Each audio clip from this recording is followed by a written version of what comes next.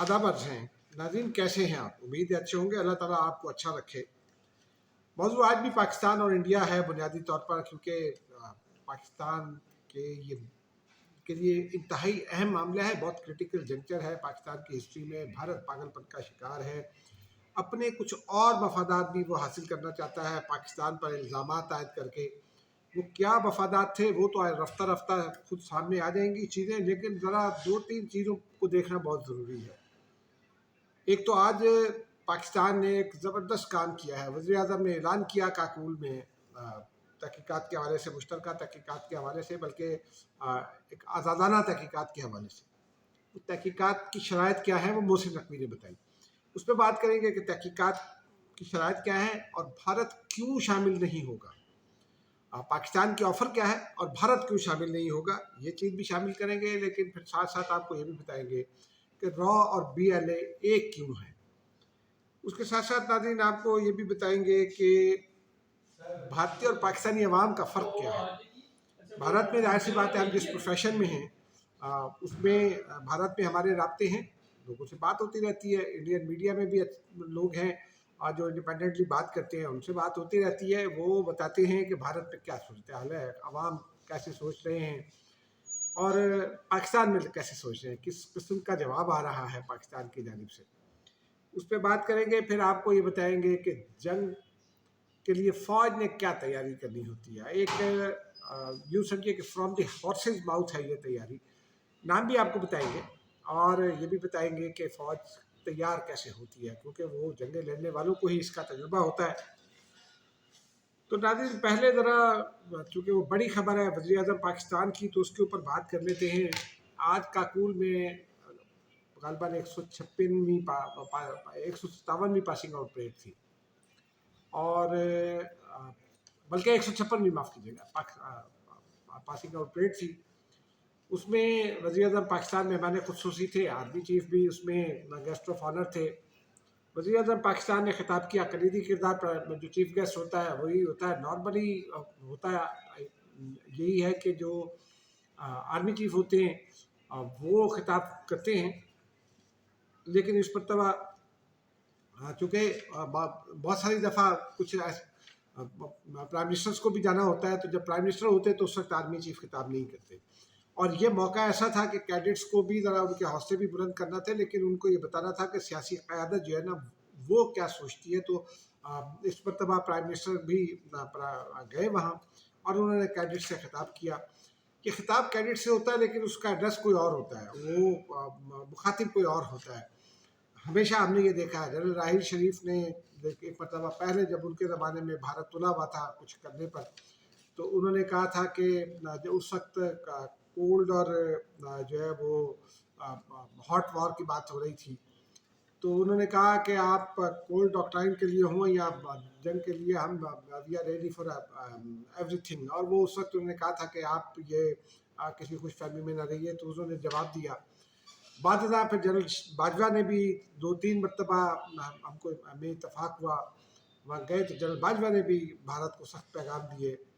Army chief ने गुज़िश्ता साल भी भारत को सख्त पैगाम दिया था। इस मरतबा प्राइम मिनिस्टर ने वो पैगाम दिया।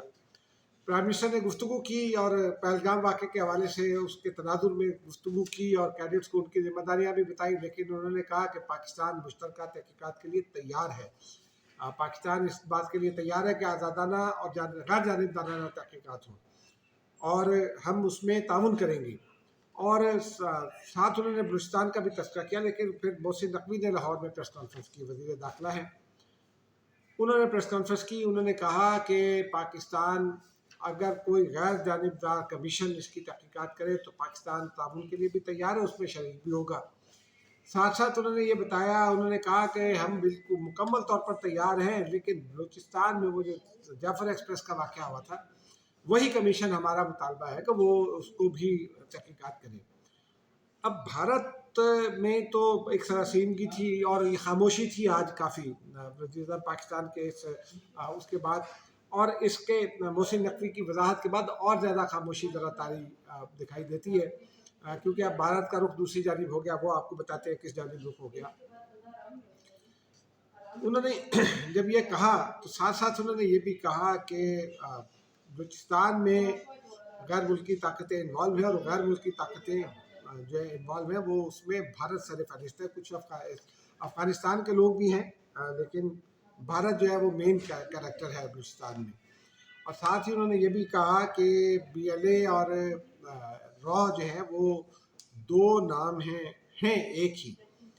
اب وہ اردو میں کہتا ہے نا ایک جان دو قالب، تو یہ انہوں نے کیوں کہا، ذرا اس کے اوپر بات کرنے کی ضرورت ہے۔ اگر آپ کو یہ ولاگ دیکھتے ہوں گے تو اپڈیٹ ہوگا، آپ کے پاس علم بھی ہوگا، لیکن ادروائز بھی ٹی وی چینلز پر بھی بہت ساری چیزیں چلی۔ BLA کے لوگ جو ہیں وہ اکثر دلی میں پائے جاتے ہیں۔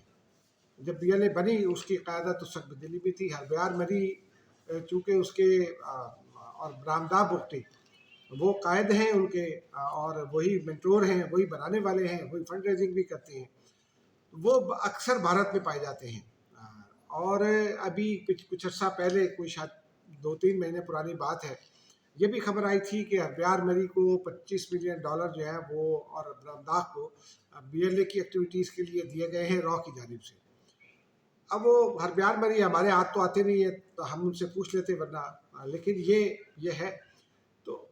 اور پھر BLA کے اکثر لوگ وہ ہوا کرتے تو استاد اسلم اچھو، بعد ازاں انہوں نے مین اسٹریم میں شمولیت کی، انہوں نے ہتھیار پھینک دیے، اور آج کل وہ لوگوں کو یہ تاکید کرتے دکھائی دیتے ہیں کہ دہشت گردی کی طرف مت جائیں۔ آپ کے نظریات اپنی جگہ، آپ کے خیالات اپنی جگہ، لیکن یہ دہشت گردی کی طرف مت جائیں، اور پاکستان کی مین اسٹریم پالیٹکس پیدا کریں، کیونکہ وہ بھارت میں رہے، وہ زخمی ہوئے تھے ایک کسی واقعے میں، اس کے بعد وہ افغانستان چلے گئے، وہاں سے ان کو بھارت لے جایا گیا، وہ دلی کے ایک ہاسپٹل میں علاج کراتے رہے، اور ان کا ریکارڈ اور بشمول تصاویر اور ویڈیو بھی سامنے آ گئی۔ تو یہ ہوتا ہے، اور بھی کئی لوگ ہیں BLA کے جو بھارت میں پائے جاتے ہیں، ان کے ٹریننگ کیمپس بھی بھارت میں ہیں، راجستھان میں کہا جاتا ہے۔ ایک زمانے میں MKM کے بارے میں بھی یہ خبریں آتی تھی، جاوید لگڑا اور اقبال لاڈلا وغیرہ کی تو تصویریں بھی آئی تھیں اور ویڈیوز بھی آئی تھیں، اس وقت انہوں نے قبول بھی کیا تھا۔ تو بھارت کو یہ پتہ ہے کہ اگر یہ تحقیقات شروع ہوئیں تو پھر ان کے کان بھی کھینچے جائیں گے، وہ بے نقاب ہو جائیں گے، تو اس لیے بھارت ان تحقیقات میں شامل نہیں ہوگا۔ یہ میں آپ کو آج پیشین گوئی کر رہا ہوں، بھارت ایسی کسی آزادانہ تحقیقات میں شامل نہیں ہوگا، نہ ہی کرائے گا جس میں جو ہے وہ پہلگام واقعہ جو ہے اس کی تحقیقات ہو، اور پھر اس کے بعد جعفر ایکسپریس کے واقعے کی بھی ہو، کیونکہ پہلگام واقعے میں بھی جو ثبوت ہیں، اب تک کے جو شواہد ہیں، وہ بظاہر بھارت کے خلاف ہیں۔ پاکستان پر الزام عائد کر رہا ہے لیکن بھارت کے خلاف ہیں۔ اب انہوں نے، آپ یہ دیکھیے کہ اس واقعے کے نتیجے میں انہوں نے کیا کیا۔ انہوں نے سنتاس معاہدے کو اٹیک کیا۔ سنتاس معاہدے پر بہت پہلے سے بھارت کی کوشش کر رہا ہے کہ معاہدہ ختم بھی کر دیا جائے، تو انہوں نے پاکستان کا پانی روکنے کی دھمکی دے دی، سنتاس معاہدہ معطل کر دیا، آج 22,000 کیوسک چھوڑ دیا جہلم میں، دریا جہلم میں۔ یعنی وہ کنسسٹنٹ نہیں ہے، کیا سوچتے ہیں، کیا سوچ کر انہوں نے یہ کام کیا، کیا سوچ کر پانی چھوڑا، یہ اگلے دنوں میں اس پہ بات کریں گے۔ لیکن ان کی پالیسی یہ ہے، وہ کیا کہتے ہیں، رام رام جپنا پرایا مال اپنا، اور منہ میں چھری بغل میں چھری منہ میں رام رام، یہ سب وہ کرتے ہیں۔ اور پھر انہوں نے 2 روز پہلے بند کیا، آج پانی کھول دیا اور 22,000 کیوسک چھوڑ دیا، آئندہ بھی یہی ہوگا۔ اب آتے ہیں ناظرین ذرا اس خبر کے اگلی جانب، جو کہتے ہیں نا کہ فوج کی تیاری کیا ہوتی ہے، جنگ لڑنے کے لیے تیاری کیسے کی جاتی ہے۔ میرے ایک دوست ہیں، بریگیڈیئر کے عہدے سے ریٹائر ہوئے ہیں، زبردست دوست ہیں، اور بہت پڑھے لکھے آدمی ہیں، PhD انہوں نے کر لیا ریٹائرمنٹ کے بعد، اور وہ پڑھتے لکھتے ہیں، ریسرچ کرتے ہیں۔ اور چونکہ وہ فوج میں لڑے ہیں تو مختلف محاذوں پر بھی انہوں نے خدمات انجام دی ہیں۔ انہوں نے آج ایک بہت مزیدار ٹویٹ کیا ہے، اور انہوں نے اس میں یہ لکھا ہے اپنے ٹویٹ میں کہ جنگ کی تیاری کیسے ہوتی ہے، جنگ کی تیاری کیا ہوتی ہے۔ یہ پہلگام واقعے کے تناظر میں انہوں نے لکھا ہے۔ انہوں نے یہ لکھا ہے کہ جنگ کی تیاری سادہ سی ہے، چولا یعنی کپڑے، چمڑا بیلٹ وغیرہ، پھر وہ کہتے ہیں ویپن ہتھیار، اور موو یعنی آگے بڑھنا، حرکت میں آنا۔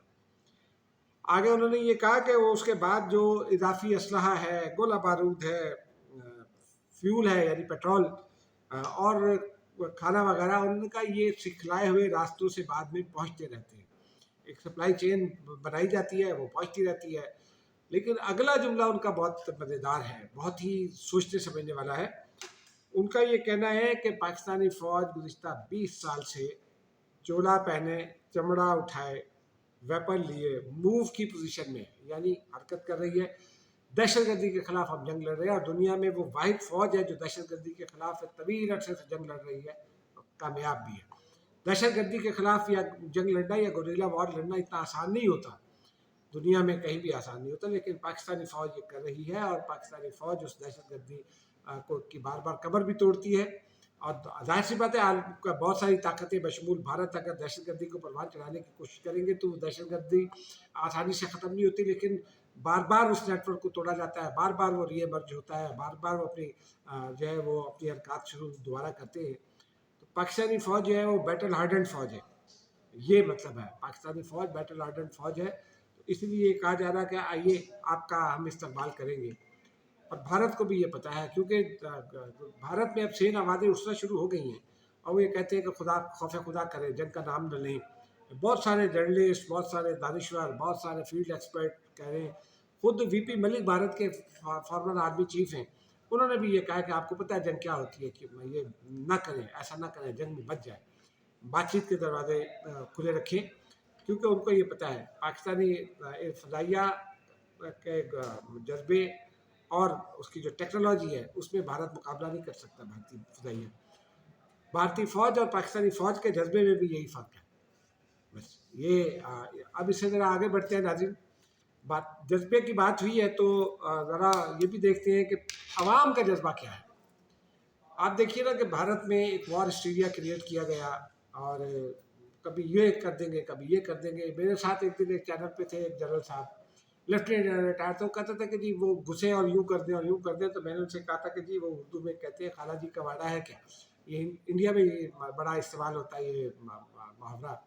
تو میں نے ان سے کہا کہ ذرا یہ دیکھتے ہیں کیا ہوتا ہے. آپ نے پہلے بھی 2019 میں بھی کیا تھا. تو ایشو یہی ہے کہ وہ لیکن لوگ اس کو کیسے لیتے ہیں. مجھے یاد ہے میں نے کہانیاں پڑھی ہیں، میں تو میری تو پیدائش اس جنگ کے بعد ہوئی، لیکن وہ کہتے ہیں جب لاہور پر حملہ ہو رہا تھا تو یہ لوگوں کو بتایا گیا کہ لاہور انڈر اٹیک ہو رہا ہے. اور بھارت نے کہا تھا، بھارتیوں نے کہا تھا کہ ہم شام کو جم خانہ لاہور میں شراب و شباب کی محفل سجائیں گے. تو وہ جو تھے جنرل میجر جنرل، ان کی جیپ یہاں آرمی میوزیم میں کھڑی ہے. میں ان کا جو ہے وہ عہدہ 15 ڈویژن کے تھے انچارج، میجر جنرل تھے، غالباً ان کا نام لکشمن تھا. وہ کہتے تھے کہ جناب ہم شام کو محفل سجائے گا. وہ اپنی جیپ چھوڑ کر بھاگے باغا اٹاری سے، برکی معاف کیجیے گا برکی کے محاذ سے. تو ان کو وہ ناکو چنے چبائے. میجر راجہ عزیز بھٹی کی جو اس میں جنگ میں خدمات ہیں وہ دنیا کی جنگی تاریخ کے لیے ایک مثال ہے. اور یہ امریکن جو وار ریسرچرز ہیں انہوں نے اپنی کتابوں میں یہ لکھا ہے.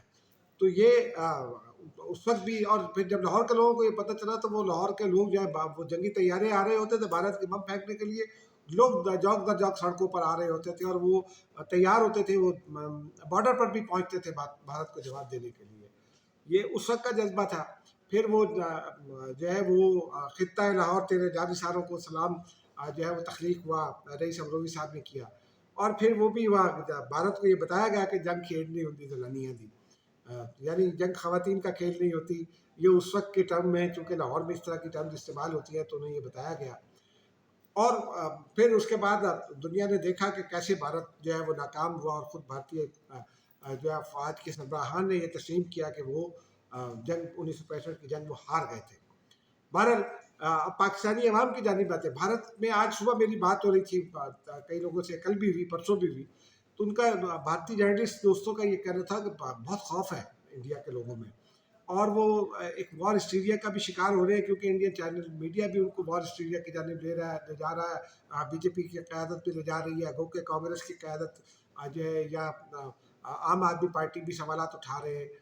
وہ لیکن لوگ خوفزدہ بھی ہیں، لوگ ڈرے ہوئے بھی ہیں. ان کو ہر وقت یہ ہوتا ہے کہ پاکستانی آرمی چیف کیا کریں گے، کیا اعلان کریں گے، اور پاکستانی فوج کیا کریں گے. جواب میں پاکستان آپ دیکھیے، برطانیہ میں ہائی کمیشن پر بھارتیوں نے مظاہرہ کیا، وہ خوب گرجے برسے گالیاں مالیاں دی انہوں نے.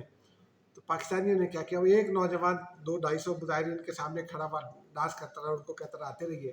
پھر اس کے بعد تھوڑا سا دور اس سے کچھ فاصلے پر، چند فٹ کے فاصلے پر، پاکستانیوں نے چائے کا اسٹال لا کر لگا دیا، اور اس کے اوپر ابھی نندن کی تصویر لٹکا دی. ایک صاحب پکڑ کے کھڑے ہو گئے کلبھوشن کی تصویر، اور اس کے اوپر لکھا تھا ٹی از فینٹاسٹک.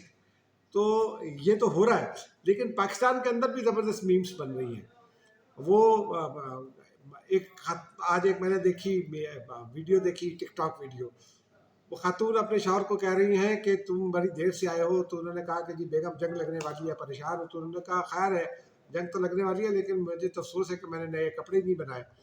انہوں نے کہا کہ وہ ویڈیو میں کہ تینوں جنگ نئے کپڑے نہیں پی ہے، جنگ لگ رہی ہے. انہوں نے کہا بھی بھارتی جب آئیں گے تو کیا کہیں گے کہ انہوں نے نئے کپڑے بھی نہیں پہنے. پھر ایک خاتون کی ہے کہ وہ برتن دھو رہی ہے اور کہہ رہی ہے کہ انڈیا وہ پانی کھول دو، برتن دھو رہے ہیں. ایک صاحب نے منہ پر صابن لگایا ہوا ہے، وہ کہہ رہے ہیں کہ یار پانی تو کھولو ذرا، میں صابن تو صاف کر لوں. اور ایک وہ انارکلی کی تصویر کے ساتھ جہاں پناہ بھارت نے پانی بند کر دیا ہے، وہ کچھ اس قسم کے جملے. بے شمار میمز بن رہی ہیں، دھڑ دھڑ میمز بن رہی ہیں. اس کا مطلب ہے کہ پاکستانی جو ہیں وہ انہوں نے بھارتی جو جنگی ماحول پیدا کرنے کی کوشش ہے اس کو ایک فیسٹیوٹی میں تبدیل کر دیا ہے. یہ ان کے جذبہ ایمانی کو بھی ظاہر کرتا ہے، کیونکہ وہ یہ کہتے ہیں مسلمانوں کا تو یہ ہے کہ مرنے کے بعد ایک اور زندگی ہے. لیکن پاکستانی کسی بات سے خوف زدہ نہیں ہوتے. بھارتی رویے کے باوجود یہ ہم نے پاکستانیوں نے اس دفعہ ثابت کیا ہے. مجھے اجازت دیجیے، خدا حافظ.